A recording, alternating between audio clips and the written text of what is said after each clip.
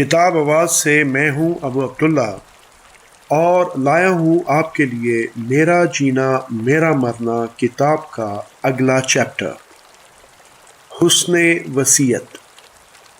اللہ تعالیٰ نے قرآن کریم میں قانون وراثت بتانے کے بعد ارشاد فرمایا، جبکہ کی گئی وصیت پوری کر دی جائے اور قرض جو میت نے چھوڑا ہو ادا کر دیا جائے، وہ ضرر رساں بھی نہ ہو۔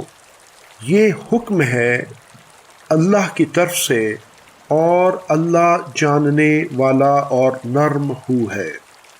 یہ اللہ کی مقرر کی ہوئی حدود ہیں۔ جو اللہ اور اس کے رسول کی اطاعت کرے گا، اس کو اللہ ایسے باغوں میں داخل کرے گا جن کے نیچے نہریں بہتی ہوں گی۔ ان باغوں میں وہ ہمیشہ رہے گا، اور یہ بڑی کامیابی ہے۔ اور جو اللہ اور اس کے رسول کی نافرمانی کرے گا اور اللہ کی مقرر کردہ حدود سے تجاوز کرے گا، اسے اللہ آگ میں ڈالے گا جس میں وہ ہمیشہ رہے گا، اور اس کے لیے رسوا کن عذاب ہے۔ النساء آیت نمبر 12، 13 اور 14۔ انسان کا آخری حق۔ آخرت کی کامیابی ہی دراصل وہ تابناک اور روشن مستقبل ہے جس کے لیے مومن دنیا میں کوشش اور جدوجہد کرتا رہتا ہے۔ یہ کوشش فرائض و حقوق کی درست ادائیگی کا نام بھی ہے، جو آخر کار اسی کو فائدہ دے جاتی ہے۔ انہی میں سے ایک آخری حق وصیت کا ہے۔ یاد رکھنے والی گرہ۔ اللہ کے رسول صلی اللہ علیہ وآلہ وسلم نے فرمایا، جو مسلمان وصیت کرنا چاہتا ہے وہ 2 راتیں بھی نہ گزارے الا یہ کہ اس کے پاس وصیت لکھی ہوئی ہو۔ متفقن علیہ۔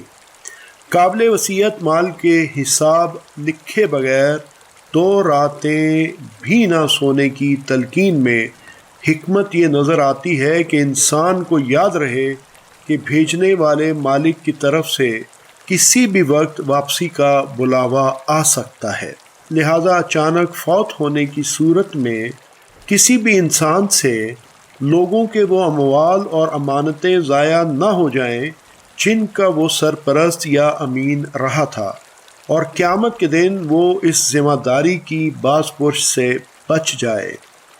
اس کے علاوہ یہ وصیت لکھ کر رکھنا ایسا ہی ہے جیسے بعض سیدھے سادے لوگ کوئی بات یاد رکھنے کے لیے کپڑے میں گرہ لگا لیا کرتے ہیں۔ وصیت بھی ایک گرہ ہے جو ہر دم یاد دلاتی رہتی ہے کہ ملاقات کی تیاری رکھو۔ جتنا یہ ملاقات کا دن یاد رہے گا، تیاری کے لیے اتنی ہی قوت پیدا ہوگی۔ نیز بر وقت باہوش و حواس اور صحت مندی کی حالت میں کیا ہوا کوئی فیصلہ یا کام آئندہ بہت سے متوقع فتنوں اور فساد سے محفوظ رکھتا ہے، خواہ اس کا تعلق صدقہ خیرات سے ہو یا وصیت لکھنے سے۔ سیدنا ابو ہریرہ رضی اللہ تعالیٰ عنہ کہتے ہیں کہ ایک شخص رسول اللہ صلی اللہ علیہ وآلہ وسلم کے پاس آیا اور کہا، یا رسول اللہ، کون سا صدقہ افضل ہے؟ آپ صلی اللہ علیہ وآلہ وسلم نے فرمایا، تمہارا وہ صدقہ جو تم اس درست صحت کی حالت میں دو جب کہ تم مال پر حرص بھی رکھتے ہو اور ڈر بھی رہے ہو کہ مال کم ہونے سے کہیں محتاجی یا فقر کا شکار نہ ہو جاؤں، اور اتنی دیر مت لگاؤ کہ جب دم حلق تک آ جائے تو کہنے لگو کہ فلاں کو اتنا اور فلاں کو اتنا دے دو، حالانکہ اب تو وہ فلانے کا ہو ہی چلا۔ صحیح بخاری۔ وصیت کیا ہے؟ اپنے مال کا 1/3 حصہ مرنے کے بعد کسی ایک کو یا زیادہ کو بانٹ دینے کا حکم دے دینا، تحریر کر جانا، یہ وصیت کہلاتی ہے۔ میت کے کل مال کے 3 حصے کیے جائیں تو 2 حصے مال وراثت شمار ہوں گے، جبکہ تیسرا حصہ یہی ہے جو بطور وصیت کے استعمال ہوگا۔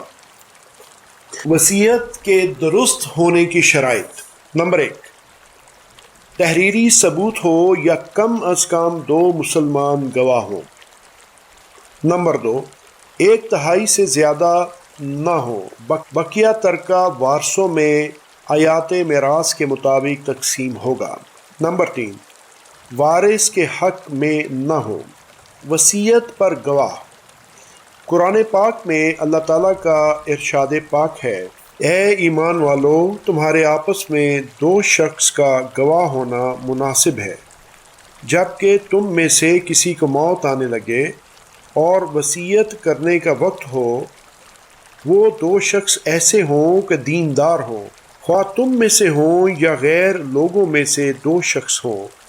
اگر تم کہیں سفر میں گئے ہو اور تمہیں موت آ جائے، اگر تم کو شبہ ہو تو ان دونوں کو بعد نماز روک لو، پھر دونوں اللہ کی قسم کھائیں کہ ہم اس قسم کے عوض کوئی نفع نہیں لینا چاہتے، اگرچہ کوئی قرابت دار بھی ہو، اور اللہ تعالیٰ کی بات کو ہم پوشیدہ نہ کریں گے، ہم اس حالت میں سخت گنہگار ہوں گے۔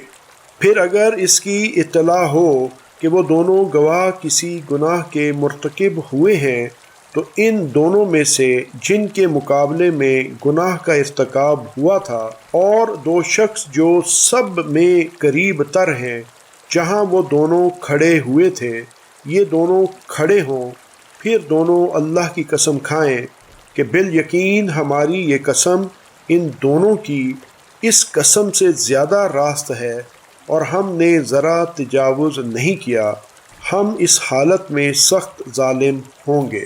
یہ قریب ذریعہ ہے اس امر کا کہ وہ لوگ واقعہ کو ٹھیک طور پر ظاہر کریں یا اس بات سے ڈر جائیں کہ ان سے قسمیں لینے کے بعد قسمیں الٹی پڑ جائیں گی، اور اللہ تعالیٰ سے ڈرو اور سنو، اور اللہ تعالیٰ فاسق لوگوں کو ہدایت نہیں کرتا۔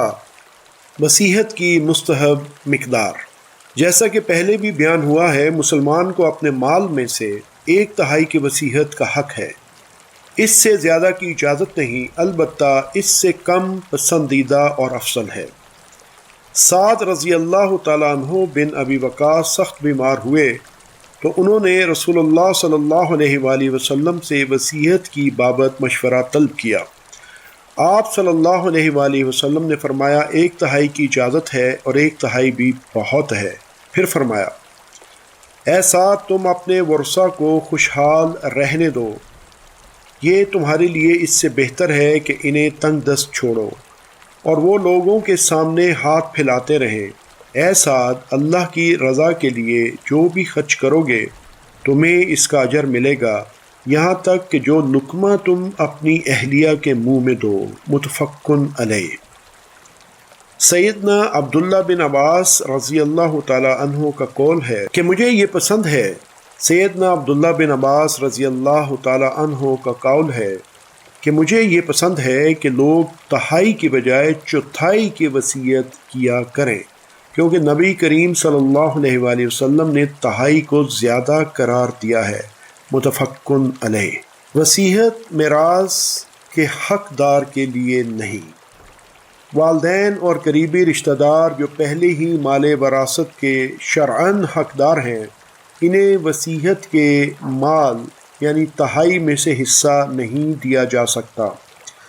وصیت کا حکم بھی ان احکامات میں سے ہے جو اسلام کے ابتدائی زمانہ میں ایک سادہ اور مختصر انداز میں نازل کیا گیا۔ پھر مومنین کے دلوں میں ایمان کے راسخ ہو جانے اور اسلام کے ارکان کی مضبوطی آ جانے کے بعد زیادہ تفصیل اور وضاحت سے نازل ہوا، اور پہلا حکم منسوخ ہو گیا اگرچہ وہ تلاوت کیا جاتا ہے۔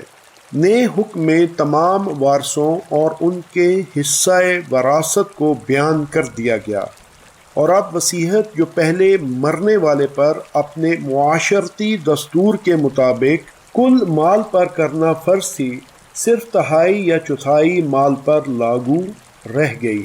اور وارث رشتہ دار اس سے مستثنا قرار دے دیے گئے۔ رسول اللہ صلی اللہ علیہ وآلہ وسلم نے حجۃ الوداع کے موقع پر فرمایا، اللہ تعالیٰ نے ہر صاحب حق کو اس کا حق دے دیا ہے، لہٰذا کسی وارث کے حق میں اب وصیت جائز نہیں۔ ابو داؤد۔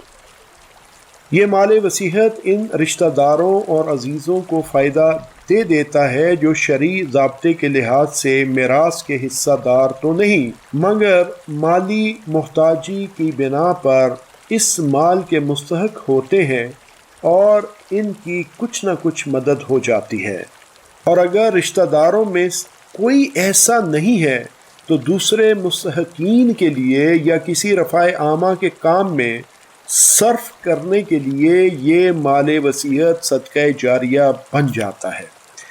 عبداللہ بن عباس رضی اللہ تعالیٰ عنہ روایت کرتے ہیں کہ نبی کریم صلی اللہ علیہ وآلہ وسلم نے فرمایا، اہل وراثت کو ان کے حصے دے دو، پھر جو مال بچ رہے وہ اس ناطہ دار مرد کے لیے ہے جو میت کا اگلا نزدیکی رشتہ دار ہو۔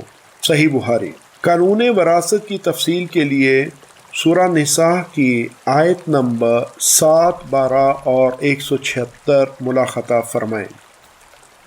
بچنے والے مال سے مراد مال وصیت بھی ہے، اور وہ مال بھی ہو سکتا ہے جو تقسیم کے وقت وارث کسی وجہ سے نہیں لینا چاہتے اور اس پر میت کی طرف سے کوئی وصیت بھی نہیں پائی جاتی۔ وصیت کا چیپٹر کنٹینیو رہے گا۔ اب تک کے لیے اتنا ہی، جلد ملتے ہیں وصیت کے اگلے پارٹ میں۔ اپنا بہت خیال رکھیے گا۔ ابو عبداللہ کو اجازت دیجیے۔ اللہ حافظ۔